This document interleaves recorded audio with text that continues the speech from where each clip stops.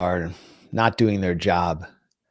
I saw an ad, I believe it was for Al Jazeera, I'm not sure, in either today or yesterday's New York Times with a startling number in there. And this is something I know you've been covering. More journalists have been killed in Gaza in 12 months than were killed in Vietnam in 20 years. Is that true? And is it because journalists have been targeted in Gaza? Well, look at what happened to Al Jazeera's main correspondent in Gaza City, Ismail Al-Ghul. After the Israel's brazen assassination of Ismail Haniyeh, Ismail Al-Ghul and his cameraman went to the home of Haniyeh in the Shati refugee camp on the beach just west of Gaza City, and just simply tried to take some B-roll of people coming out to pay homage to Haniyeh. And an Israeli drone attacked his car and literally blew his head off.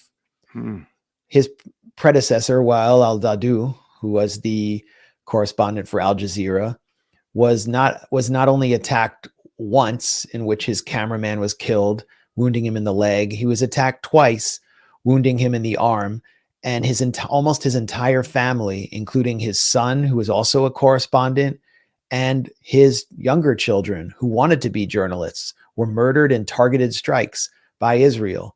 And we can just go down the line with major journalists who have been slaughtered just going out in the field in targeted attacks.